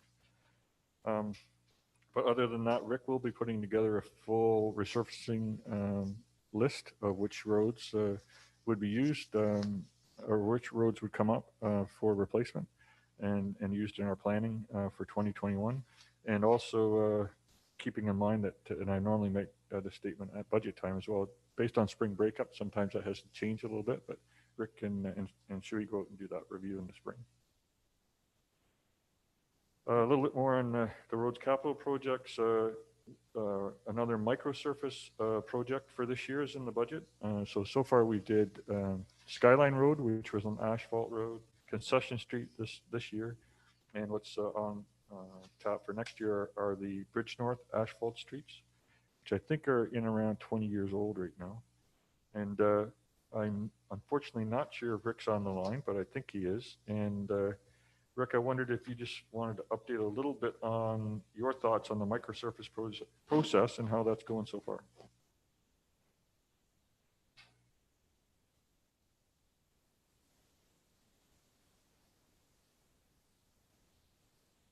Maybe he's not on the line. I guess not. Anyway, I think he's in favor of it. I do He's know on that, Queen Street pouring concrete. Yeah, yeah, maybe. I do know that he's actually even expanded microsurface use a little bit more on tar and chip roads as well in certain spots, which doing a little bit of testing on that. But typically, we've seen in the past microsurfacing is more used for asphalt surfaces, and the idea is that it's to seal the road surface and to prevent water from getting into the base. Because if you can preserve the road base, you're going to preserve the useful life of the road. Donna, you had a question? Yes, through you, Tulane. You partially answered my question. I expect that microsurfacing extends the life of the asphalt roads. I'm not really certain what is the material that's in the microsurfacing. You might not know. I don't, but what it essentially does is it puts a slurry of some type of aggregate on there, which has got some tar in it, and for sure. They do a rough coat first, and then they go back and do a surface coat. I don't know if I'd necessarily say it's structural, but what it's doing is it's sealing that surface so that it doesn't allow for water penetration. And it does allow for a better ride when you're all said and done as well. I know that Skyline is what was done last year, and it is in really good shape. It's a nice surface. Okay. I just want to confirm that Tyndall Bay project is a project, again, that was in 2020 that wasn't done. It's just being carried forward. That's correct. Okay. And I guess the big one that we really don't know yet is the Water Street one. You're still trying to scope and figure out what the actual cost of that is. Yeah, and I am going to have a slide come Oh, up, you and do a have couple slides. slides on Okay, that sorry. one too, yeah. Yeah, good. Thank you to you. Going forward, when we receive our summary sheets, can we somehow have an asterisk for the ones that we're carrying forward from the year before? I recognize this year's been very difficult and we probably carried forward more than we normally do, but it would be helpful to know the projects we'd already approved. Sure, yeah, Thank definitely. you. Do. And probably just a small column with an asterisk or something like that. Yep. Definitely, yeah. Thank you. Sorry, Don. Through you, I'm not sure if I'm skipping ahead or if we skip the CIP Ennismore Hamlet. Are we going to talk about that a Think that's bit? the Or? next slide. Very, Okay. yeah, very next slide, yeah. Okay. Yeah, so I'm a little anxious. yeah, so no, I'll move on to that. What's on the screen is definitely our CIP design concept that councils received a few years ago, and it was put together by one of our consultants at Basterfield. And as such, as a concept design, that's basically put forward on what could be and what we would do in our CIP area. I think that we would also consider in this some of the comments we've received from the ratepayers in the past as well with respect to sidewalks. I do know that additional sidewalk in a remote area causes some challenges for Rick in terms of ensuring that it's actually plowed, and that provides another little complexity to winter control operations. But I think that would probably be something that would come forward as well. And I do know that we would collaborate with the county, given the fact that two sides of that road are county road. I don't really know at this point myself whether the plans are in the county to do anything there, but I do know that our goal is to do some detailed design and have it shovel ready. Basically, there'd be some consultation with the community in general. Try to get that detailed design put together so we'd be ready to go. Donnie, you had a question on that? Well, first of all, comment. I'm very happy to see this because there has been very little CIP work done in Ennismore to date. I'm not really sure, I can't read these, but where are you proposing the sidewalk? Are you proposing a sidewalk on Ennis leading to Earl Avenue? Well, I think that would be something we would want to collaborate with the community about for sure. I know that subdivision has come forward with that in the past. The main CIP is just concerned with the cross and the intersection there and how we would do that and be able to improve it and then tie it in with the other sidewalk and things going up over the hill to the school. But I think as part of this, we would anticipate we'd have some consultation with the subdivision down there, and we would maybe take a look at that as well. As I mentioned, that does become a challenge operationally, right? When you start to have bits and pieces of sidewalk that you need to maintain across the municipality. But I think we have heard from that area about that in the past, and it would be something that we would put down for consideration.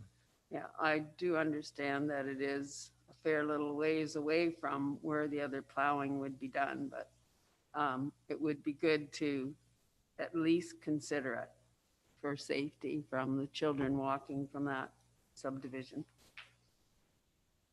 Okay, other questions on that? Okay. Okay, we'll move along to another bit of design work on Water Street. And so we did have some concept design that was done this year. I will say the public consultation there was good. We had some concept designs put out, some virtual PICs, and there have been a number of revisions on that, and this has been before council before. At this point, the final report would be coming. I say final report. I'm hoping it to be the final report coming to council with respect to our concept design and options for parking. That I think is coming at next week's meeting. And the parking options, I think, is the only thing really to be resolved at this point in time. As we outlined at the very start of this project, it would be an extensive project given the fact that it really reaches right from the arena right around to the bridge.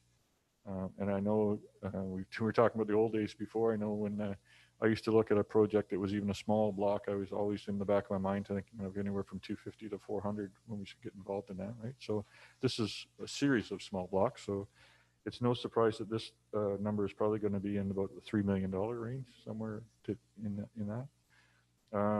And that's, of course, just, once again, concept design, high level, fairly significant contingency set aside. The one thing about that is that there will be cost sharing on that. About probably, I think at this point, we're looking at about $500,000 of water work that would be done. So the water ratepayer would be paying that. Stormwater is probably in around $500,000 to $600,000, although that is taxpayer funded at this point in time. So it's just a different department, but it's funded as well. And then I would expect in terms of the overall funding plan, would take a look at AMO gas tax.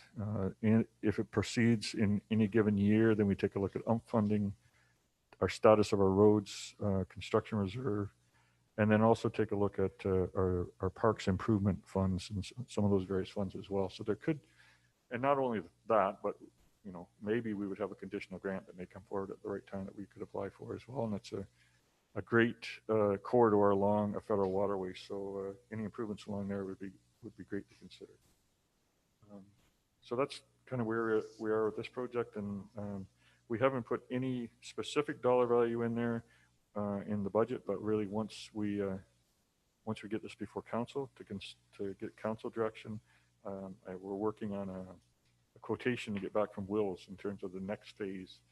At least at this point, I would suggest that if council sees this project moving ahead, at this point in time, we would incorporate the design, engineering design in the budget for this year as well. And just before I go on that, just for council, keep in mind, our council had already dedicated some funding from the one-time AMO gas tax grant specifically to design. So any of the design work would be funded through the AMO gas tax.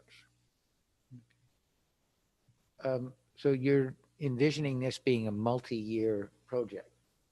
I am thinking in terms of funding, but that is something for debate when we actually get to that point.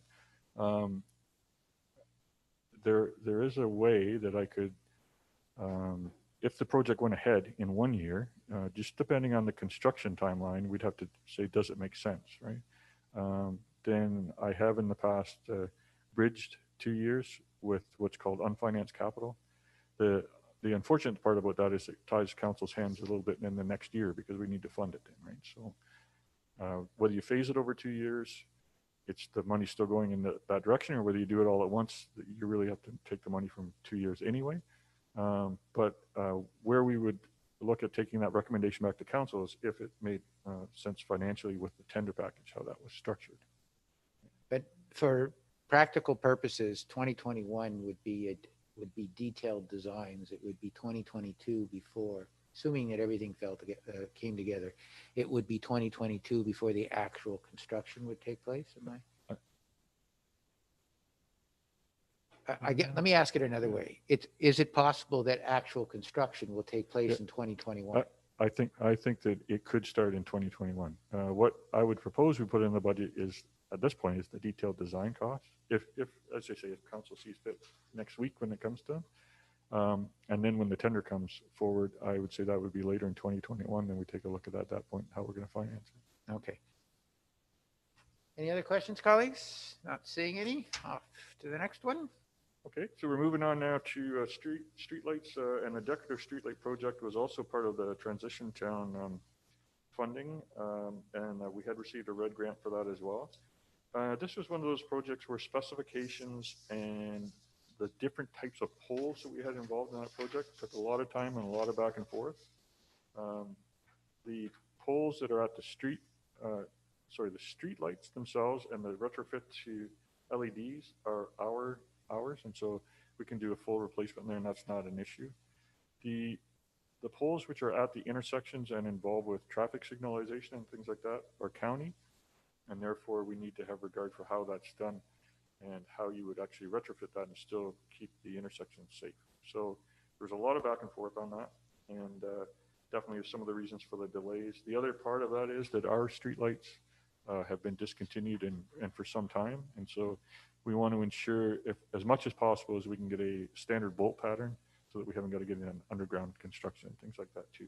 And this is funding that we had approved last year for It is, exactly the and same amount. Yeah, it definitely is. And at this point in time, we're ready to go ahead with purchase, and we've actually held off ordering just because we would have to store it from now until the springtime. But we have everything specified. We have got good solid quotes, and I think we'd be ready to go ahead as soon as the budget's approved. Colleagues, questions? Yes, Don? Yes, through you to Lane. So I understand correctly that the decorative streetlights are totally funded by the RED grant? Or do we have to put some taxpayer money into it? I've Yeah, kind so gotten lost in my sheet here. sure, yeah. No, we received some funding from RED, but only I would say more like 30% of the project. So the rest of it's coming from the UMP funding this year, and then we'd set that aside into reserve. So what council will actually see in the 2021 budget is an amount coming from the RED grant and an amount coming in from the streetlight reserve. Sorry, Anita. Thank you, Mr. Chair. I know people in our organizations in the past have asked if there's going to be like plug-in outlets for if community organizations want to sponsor like Christmas lights that can be plugged in. So will these poles actually have opportunity for people to plug in, like, Christmas lights or whatever? Okay, thank you. Okay. Yeah, so just in terms for the live stream, definitely there would be the ability to plug in, and there would be a banner arm as well on one side of the pole. Banner arm on one side of the pole if they wanted to move ahead with some economic development initiatives that way too. Excellent. Okay, everybody okay with streetlights? Yep. So we're off to stormwater management. Stormwater, we definitely had some delays in terms of our capital project with respect to the review of the whole system. There's a potential that may get added to next week's council meeting. We just had a tender close, and there was a lot of back and forth on that, but we'd like to get that done this year. The slide, what's in the slide deck there is with respect to McConnell, that was approved last year. But that is one of those projects that's definitely grown in scope in terms of the detailed design and some of the environmental aspects that are required because it's right by the lake, and some requirements that Orca has as well. So I know Rick would have a bit to say about that, but it's one of those things where we need to move ahead because the outlet is currently on private property, and we need to move it into public. So last year you had suggested 80,000 for that project. Now you're suggesting 180,000. That's correct. Yeah. So two things. I think Rick has been successful with our engineer in convincing them that we don't need concrete stormwater, that we can go to ABS or PVC. And because of the fact that we're doing the work ourselves, we should have some savings with respect to own forces and equipment on. But yeah, the environmental aspects and what we will need to do there, and some of the requirements that Orca have, has definitely added to that cost. Thank you. Colleagues, questions? Okay, then we're on to Parks and Rec. Okay. Parks and Rec, not a major Parks and Rec capital year. We're waiting for some funding programs and some private sector support for some of our other projects. This year, the Ennismore Softball Diamond that was approved last year, that involves some community participation, and because of COVID, there were some delays there. And we're pleased to say that this would be the last year of the pedestal replacements in the Lakeville Marina. That's been going on for a number of years, but the end result is great, but it just is one of those capital projects that keeps coming back year after year. That's funded by the Marina Capital Fund. Okay. Questions on that, colleagues? Seeing Okay. any? On We are to the off to Lakefield. the refrigeration electrical panel. Yeah, so the Lakefield Smith Community Center upgrades, and once again, this is continued investment in our facility with energy savings and energy efficiency. The photo that's on the slide deck is the electrical panel at the Lakefield Smith Community Center. It looks a little busy, fairly complicated, but there are some improvements there that could save us some time and energy. And Mike, if you're available, you could maybe just brief council a little bit on that project. Absolutely. Through you, Mr. Mayor. The Simcoe control panel is certainly electrical, but it's also largely controls. So it controls the entire refrigeration system. So for being able to do things like soft starts, it controls those motors, which is a real easy way to save money and save equipment, which of course saves money by not having them. We obviously pay for hydro based on what our peak load is during peak time. So by having the compressors and some of the other motors start on a soft start, you don't get the extremes and the peak, so you're not paying as much. And then obviously, since this controls the entire refrigeration system, that it's an absolutely necessary piece of equipment. And it's over 20 years old in Lakefield. A few years ago, when we did the upgrades, we replaced the one in Ennismore, which had been over 20 years old as well. But it's due now in Lakefield, and certainly, it's if something completely cast on it, then we would have to start running things manually and do it on an emergency. But it is recommended that we do it this year, largely because we don't want to see that happen. But probably more importantly, there is energy savings and there is money savings over time. I'm going to try and preempt Jerry's question on ROI, but we don't have a perfect number for that.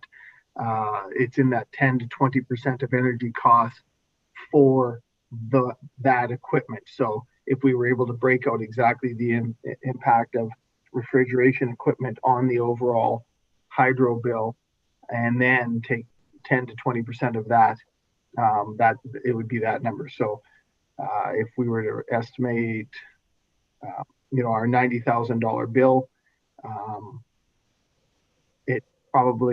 refrigeration is probably 60 to 70% of that, and then it would be 10 to 20% of that. So something in the $5,000 to $6,000 range.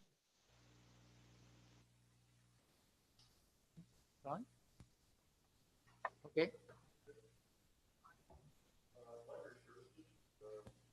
Sorry, library services, once again, significant investment on the schedule in terms of technology, but much the same way that we do it here. If the library doesn't need to use technology, the technology reserve fund, or if it doesn't need to replace something, then they don't, right? So they carry it forward year after year. And I do know that Sarah's taking a look at the useful life in the existing schedule, and there may be a revision to that down the road. We're just finding that some of the things like monitors and things like that maybe a little bit more robust, and they're lasting longer than we had originally anticipated. But I know I've given the board assurance from Sarah that if it isn't required, then it doesn't get replaced, and we just carry it forward to the next year. A few improvements to the space, just in terms of a little bit of additional equipment, and to allow folks to maybe be a little bit more comfortable when they are in the space. One of the things that's not in the budget, but I wanted to just let council know, the board is, or the ad hoc committee of the board is aware that the Trillium Foundation had 2 intakes this year, and the second intake for December, applications going in from the library service for makerspace in the front of the Memorial Hall in Lakefield. And generally, library makerspace, it's an area where library patrons or anybody that wants to visit the library, they have an opportunity to create either intellectual or physical materials with things like 3D printers, vinyl cutters. Some maker spaces actually put in video as well, and folks can do that type of stuff, and editing, but also traditional crafts and things like that as well. So that's the application. We're hopeful that that would be approved, and even with some of those pieces of equipment, they can be tailored a little bit. If we were successful down the road with the business incubator space across the street, then that could be a very good space for them to use as well for different things like that. The application would actually include not only the equipment, but a supply of the various consumables that would be used in those equipment, and then allow folks to experience it. And then over time, they would have to put in a tariff of fees so that they could actually recover those costs. It's coming at a time when the Renew Classics has not been open for a period of time. New volunteers in Renew Classics has been a bit of a challenge, and sales are definitely dropping off over the past little bit. So the thought is that if we are successful with the application, then this could be part of a library service that's been provided, and then could be incorporated into an expanded library when that happens at that branch. Thank you. Any questions on the library? No? Okay. So then we are in Parks Equipment.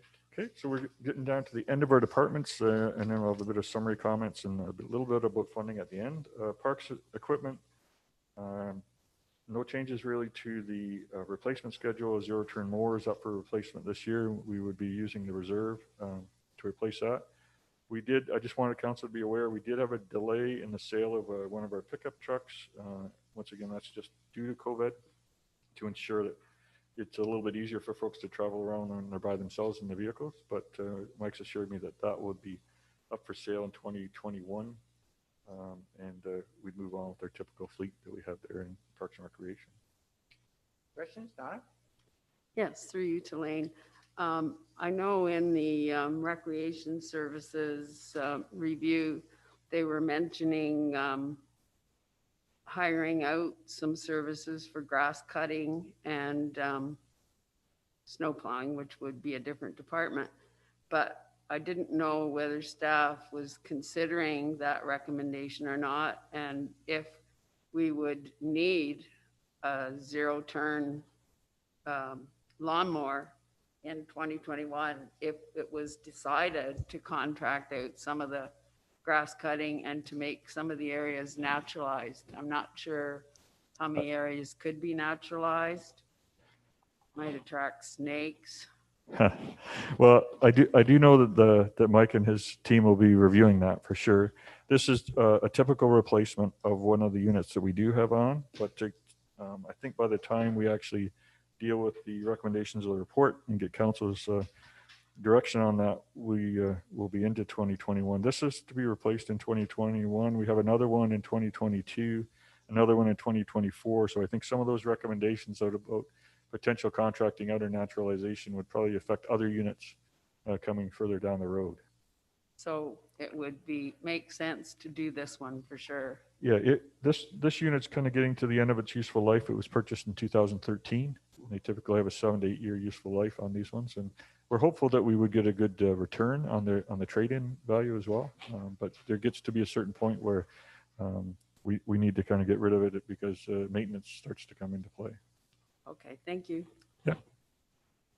Additional questions, colleagues? So, okay. Okay, so that takes care of what we would say is the kind of the hard asset capital. We have 3 other areas in terms of study dollars. I put placeholder amounts in for roads need study, just an update in terms of traffic counts. And where that comes from is the existing asset management legislation requires that the data not be more than 2 years old. So we just need to ensure that that's up to speed. Set aside a placeholder amount, which could be various consultants just to help us with that project. And I'm going to have a slide here in a bit about the asset management program.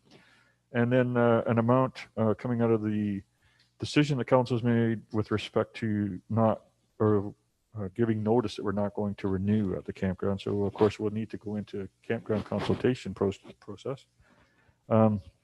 we included an amount in the budget for that to consider all alternatives. Definitely a management team, Mike, Janice, feel that there needs to be a robust and transparent public consultation process on that. And the recommendation is that we would consider a third party to coordinate that, just to ensure that it's very transparent and that somebody would coordinate that project, and it would be the best approach moving forward. Go ahead, Anita. Do you have any idea on the estimated timeline of when you would sort of start the consultation process? Maybe Janice, would you? I think it'd be something we'd want to get started on early in 2021 and make sure that we can get through it in 2021. Other additional questions? Yes, Don? Through you, I don't disagree with this, but I think there's very limited other uses for this piece of property. So in my mind, it's either a campground or it's passive recreation. I'm not too sure what else we could do with the property. So I just wondered if we really needed a $30,000 study to come up with that conclusion. I'd be open to comments. Yeah, so I guess just in an initial response, I think that the amount that we set aside is more than studying it. It's to actually convene and coordinate the consultation. And I think that there would be more alternatives to just the two. That definitely, if you just kind of look at the two options, but I think there are variations and hybrids of both of those options. But maybe Janice or Mike might want to weigh in on that just to provide a little bit of additional detail. Mike?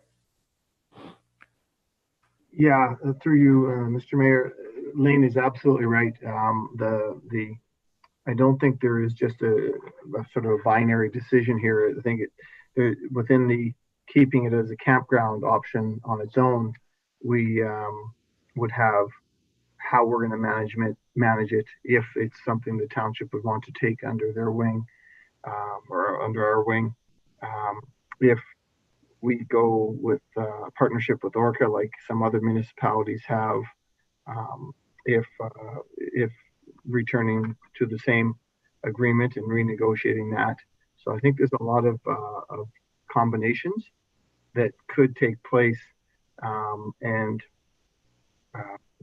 as Lane indicated, managing the process and showing neutrality in the decision and a lot of transparency, I think, is really one of the key components of it. And we want to make sure that there is enough money in there.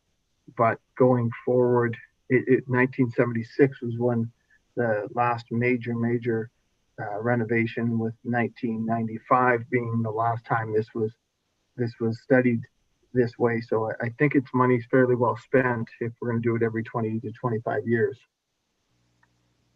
John? Yes, through you to Mike, I guess. Do we pretty well know that the entire water sewer system would have to be replaced if we were to continue operating it beyond 2 years?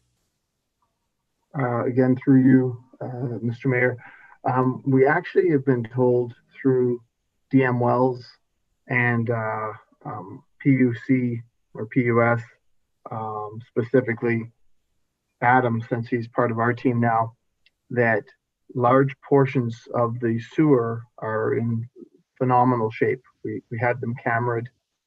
So the main heads and the main trunk of it is in really good shape. So that could remain. It's the branches and some of that are past their useful life. So the DM Wells has had a very preliminary look at it, and because PUS was doing some cameraing, we had them do that at the same time. So we're pretty confident with that portion of it. But yeah, if it's going to go beyond 2 years, and we're going to offer that sort of direct premium service in some of the sites, we would need to do the remaining infrastructure works. Thank you. Anita? Thank you, Mr. Chair. I do agree with this particular item in the budget with regards to a third-party coordination of consultation. I know there's people kind of all on both sides of the fence with regards to what should be done with that property, and in order to have an open and transparent decision at the end of it all. I think this is a worthy expenditure. So I agree with that particular part of the budget. Okay. We are capital budget summary.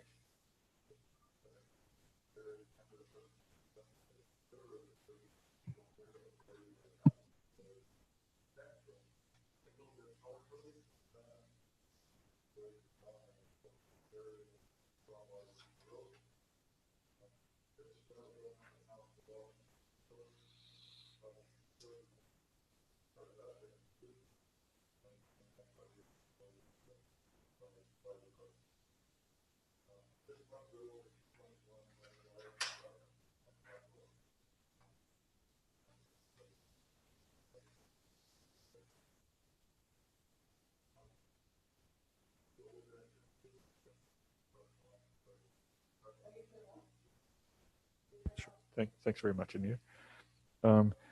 If the Queen Street sidewalk gets completed this year, then that would come out, but then of course we'll be putting the Water Street design in there. Just to touch on asset management, Council has approved the policy as per the regulation. I had anticipated bringing the tangible capital asset policy forward in 2020. That has been delayed, but I'd like to get that forward in 2021. And as I mentioned, we did put some placeholder amounts in there to help out with some specific consultants. The stormwater project for 2020, I had hoped that we'd have all that data in hand right now, but at least we have the results of the tender in, and we'll be reporting back to council on that. With respect to the actual asset management plan, our municipal finance officers of Ontario is actually advocating right now for a delay of 1 year. While I am totally in support of asset management and what it can do for us if we really use it and don't just sit it on a shelf, I'm also in support of a 1 year delay, just given what we're experiencing right now and the fact that we've definitely had some data collection delays. So kind of hoping that the province listens on that aspect, but if not, Q2 next year is going to be extremely busy in terms of getting that before council. And as I pledged to council before, that isn't something I'll bring last minute to council and say, here it is and approve it, because I recognize that council is going to want to have some additional debate about some of those things with respect to levels of service, but primarily a financial strategy and things like that. But we'll be moving that forward, and I'll keep council apprised of any provincial delays or deferrals and things like that. Just to switch gears a little bit to get into funding. So a little bit on the provincial grants, our UMP funding, a little over $1 million. So that's an increase of 13.9 over last year. The OCF grant, which is primarily in the area of asset management and investments related to asset management, we don't know. Oh, I have 2020 in there. Sorry about that. I do know what 2020 is, but 2021, we don't yet know that. And I just reached out to a MAFRA here this week, and they just unfortunately don't know where we are with that. So there is maybe some additional grant information that could come forward on that. Moving from the province over to the federal government, we do have our number for the gas tax, a little over $540,000. That's actually an increase of a little over $23,000 over last year. And as I noted to council in the past, this is really our only stable source of funding for roads.